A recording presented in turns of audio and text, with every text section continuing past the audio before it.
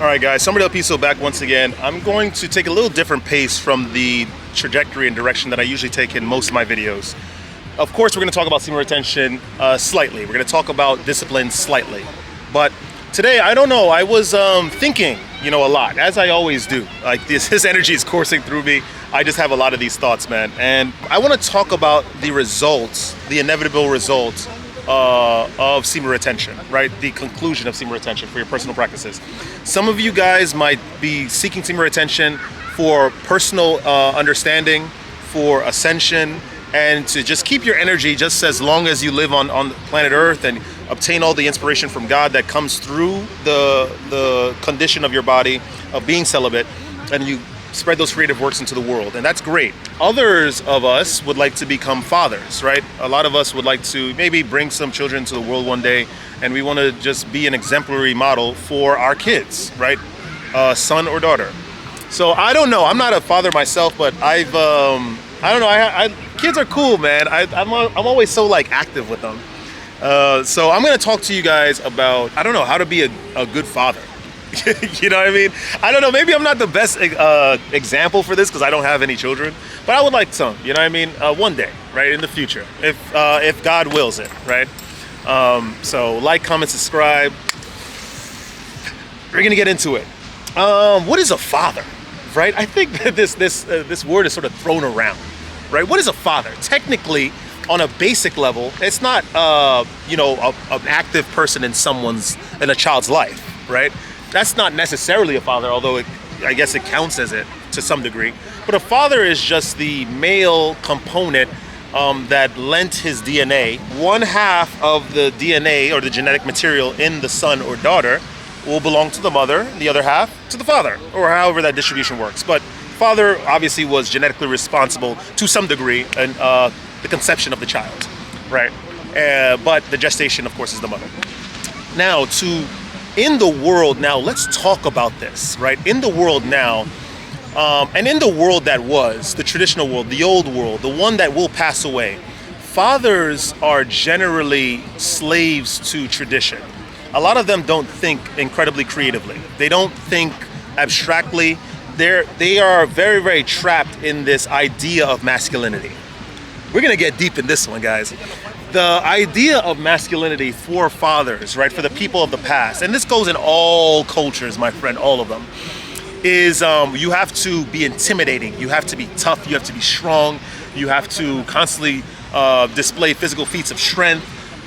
You shouldn't learn how to cook, or you shouldn't do anything cleaning related, or anything that might be associated with the feminine aspect of the world, because that's feminine. Nothing feminine should enter my vessel at all, right? I shouldn't do anything feminine.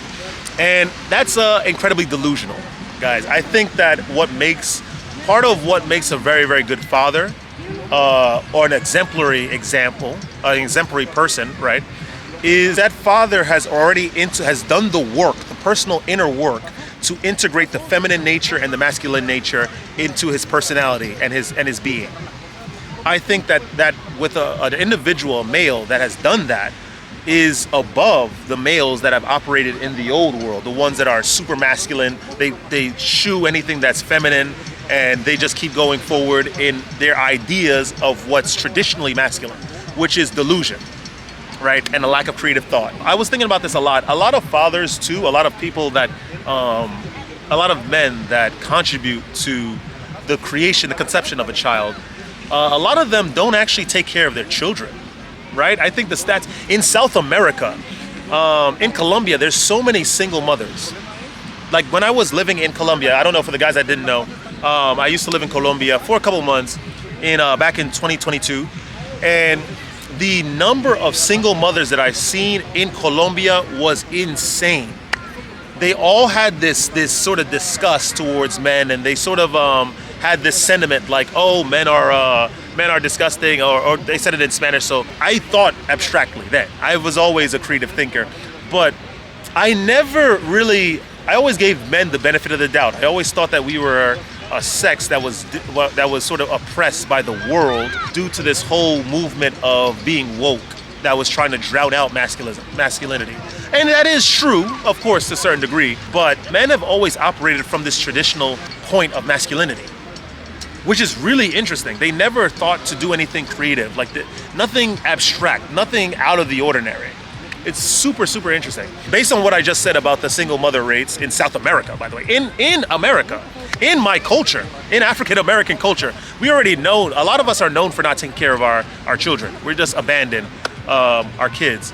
And it's funny because my dad, I never grew up with my dad. He was born in Nigeria, and he moved to the United States to do his master's degree. And, you know, I think he married my mom, and I think they were together for like 3 years or something. And then they had a whole conflict, and then he left, and he never actually was involved in my sister and I's upbringing. He like deserted us, which was crazy because you see like this sentiment of abandonment of children from fathers a lot. It's like, how can you be an individual in the world that has an offspring that came from you, and you don't care about being right next to that offspring at all times? I am telling you, this world and the sins thereof are immense. They're exponential in number and quantity. I'm telling you, they will get their just reward. It's absolutely insane. So another quality that makes a good father is being alongside your child in their upbringing, in the development of their mind, in the development of their physical bodies, in the development of their personal habits, in the development of their perceptions of the world, everything. And you need to instill discipline on your children. The Bible says it. I think it was in Psalms. I believe David said, "Spare the rod, spoil the child," and I believe that 100%. I'm a very like jovial type of guy. I'm very happy a lot, and I joke around, not too much, but I joke around a lot. But when it came to the kids that I babysitted or I used to hang out with a lot, I always was very, very serious, and I got stern, because I understand that if you're too lax and entertaining with a child, they have no parameters of thought. They don't understand truly good versus evil, why things are good, why things are evil, and the consideration of another individual and compassion for another individual. And so you need to, as a father, I think that you need to instill this in your child. A lot of fathers now, or the parents in general that are around their kids, that raise their children, they give them phones, tablets, that destroys their prefrontal cortex, and it destroys their ability to analyze information and critically think, to perceive the divine. I'm telling you, we are in some crazy times. How can you give I don't understand. I seriously, you can tell like this is just me out of character, because I don't understand. All cultures do this. They give their kids tablets, phones.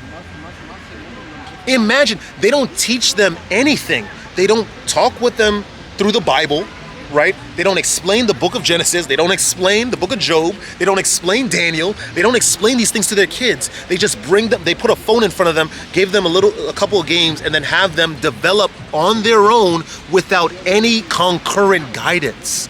This is what the people of the world do, all cultures. I've seen it everywhere, right? Another thing, the whole idea of athleticism in children is gone. I think here in the United States, I think physical education is getting phased out of schools, or it's already on have been phased out, which is kind of insane.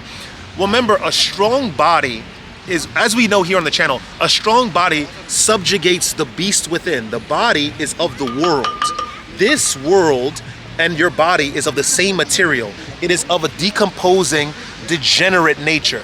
It will suggest to you through your mind, through your interaction with the environment, through external stimuli, to sin, to release your energy, to seek pleasure, to seek manipulation, to seek evil.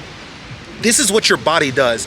When you do physical education, when you do physical activity onto yourself, right? You go to the gym, you do calisthenics, you watch what you eat, you watch what you intake, you don't smoke, you don't do drugs, you don't drink, you watch everything that's going on in your body. You're being less controlled and imprisoned by the world, and you're becoming much more attuned with the divine, right? A lot of fathers especially, do not care about the physical education and level of their children. It's crazy. I don't know, if I was a father, I'm telling you, I would be walking with my son and daughter through anything that they're thinking of. I would just try to give them some discourse. If I don't understand what they're thinking, I'm going to try to understand it. Especially, I'm going to get my kids into physical education or some martial art or both. I just don't understand. This is what parents do. They don't care. It's just a child is like a medal. It's like a picture, a portrait. It's like something pretty. They don't care about their children at all. They don't care about the development of their kids. Let's get back to my previous point. The world right now, we're in 2026, the world is in dire need of creative minds, not the evil creative capitalist minds of like Elon Musk that's trying to promote transhumanism, or Peter Thiel, which is like being creative in more surveillance on everyone in the world. We don't need any more of that. What we need are individuals that are guided by God, right, to bring good things to the people, to teach people about restraint, to teach people about serving a higher faith, to teach people to not be obsessed with control over the events in their personal space, to teach people about order, structure, discipline. This is the creativity we need. And as I was saying before, when you give a phone to a child when their brains are not developed, they're only going to think about indulgence. They're only going to think about pleasure. They're not going to be able to use their brain to think creatively. They're not going to think abstractly. They're not going to think meta-like, because the phone distracts them. The problem with the tablets, well, remember, it's a double-edged sword. And I keep going back to this because it's probably the most dangerous, most vile poison that is affecting our children now more than ever. The phone is a double-edged sword. On one good end, if you understand how to use this beautiful device, you could learn Russian, you could learn Spanish, you could learn Japanese, you can learn Mandarin. You can learn anything you want through your phone, through the proper application. You could actually get a substitute for a master's degree program if you utilize the phone correctly. But people don't do that. What they do with their phones, they go on social media, they flick, they go through, they look at materialism, they look at pleasure, they look at fun that teases the dopamine receptors in your brain to release dopamine every second, every time you scroll. The algorithms for these things are meant to have you scroll forever, poisoning you with these false senses of profound interest, when in reality it's nothing important. You learn nothing. Don't get me wrong, there's some really good jokes that are on Instagram Reels. I'm not gonna lie. Some people are a little creative, and I'll give them that. But for a child that's developing in the world, what they need is not the phone. They need Emily Bronte. They need Blaine Pascal. They need Isaac Newton. They need J.K. Rowling's, because Harry Potter is a really good series, right? They need R.L. Stein. They need Gary Paulson. They need J.R.R. Tolkien. They need the Bible. They need active material to make them think. Lemony Snicket.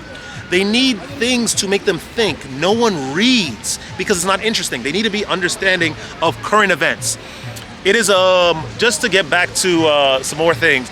It's funny, before the Bosnia and USA game in the World Cup, which happened tonight, by the way, USA won 2-0. Come on, let's go. Vamos a USA. What happened before was this anchor woman said, she was from the United States.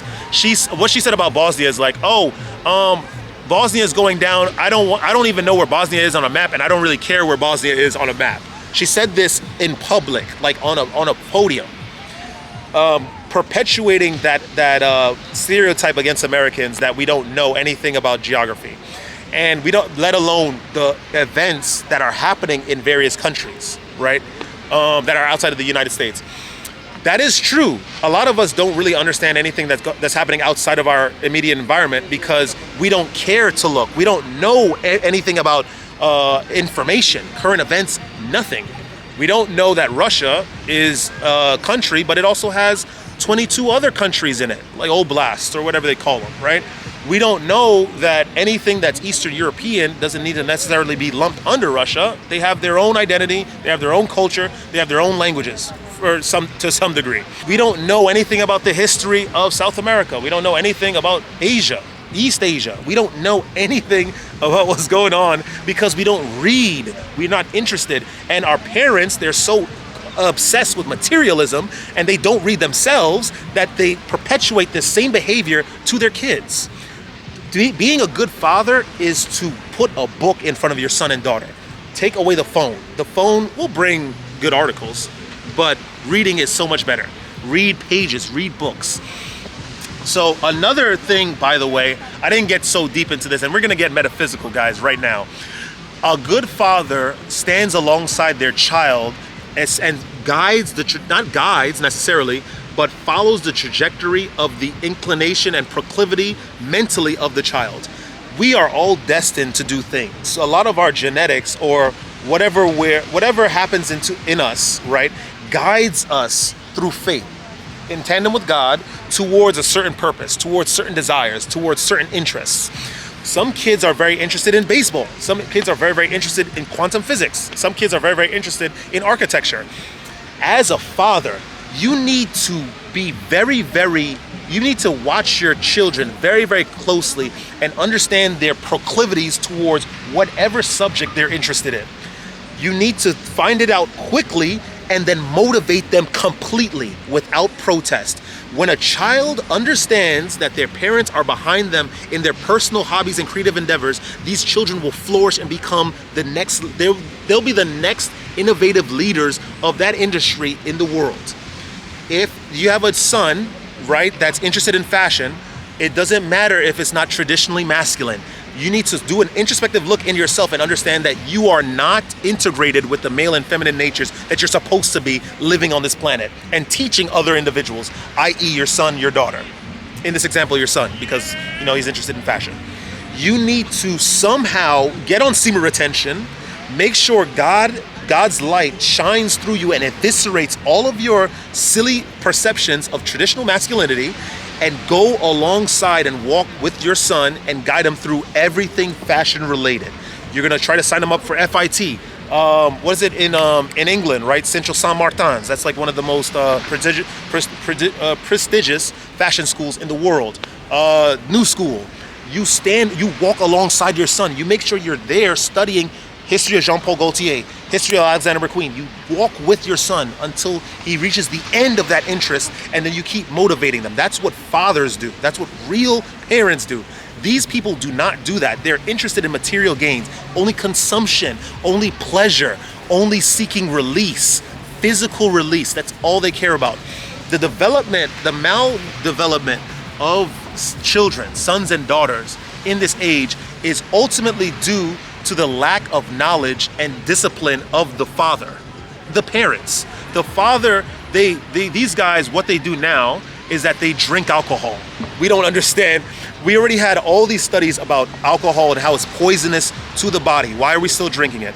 The kid, right, remember, they look at you and then they absorb all of this information. They look at you and then they do everything. They mimic you. And so if you're drinking and smoking as a father in front of your children, they're gonna copy that, and you're perpetuating that same trauma, because you have to get metaphysical now. Alcohol only destroys the body. It enervates the body and allows you to reflexively respond negatively to situations, because you're not retaining any energy in your body. You have less aptitude to deal with things. Alcohol is already studied and linked to brain cancer, right? We know this. When your brain is not operating at full potential and capacity, you are going to reflexively respond to things without thinking, because your brain is not at 100%. When you do that in front of your child's gonna mimic that, and then you're gonna carry on that trauma. That stuff must be solved. It must be on the line, the trajectory of your bloodline, right? That stuff must be solved if you're trying to liberate your bloodline and actually become a functioning, enlightened individual, integrated human being. We have fathers that drink. We have fathers that smoke still. We don't understand. It's 2026. We have fathers that still do drugs in 2026. There's nothing that's outside of you that can allow you to see within you better than you being disciplined, being celibate, and being physically active, that you won't reach those same levels on your own. But they don't get it. They don't understand.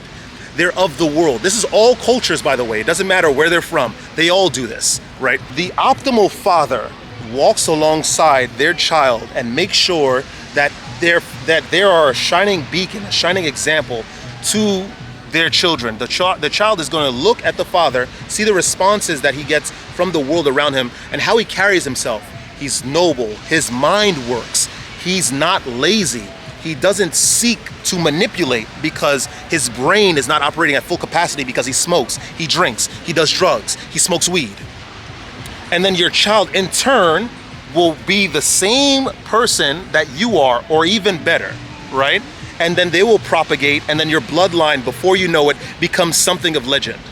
This is all that happens. The only thing that separates us from the elite now is because the elites, for the most part, understand sexual discipline. They understand not to drink or smoke. They understand not to do drugs, because it destroys the body and it serves as a horrible example for children. They don't think about that. They don't. Anyway, guys, I have so much more to say about this, but I don't know. I'm going to take a pause here, right? We're going to continue this at another time. I hope you guys enjoy that kind of content. If you did, like, comment, subscribe, share the video with some peers. Don't ever let this place get you down. Right now, the benefits, what I've noticed, let's talk about this. Let me reel it in. What I've noticed is that in the United States, foreigners are running circles around us American kids, right? They know multiple languages. They are they're utilizing their citizenship and getting grants for master degree programs. You know, they know multiple things. They work excessively, and these are some foreigner groups. A lot of foreigner groups don't do this.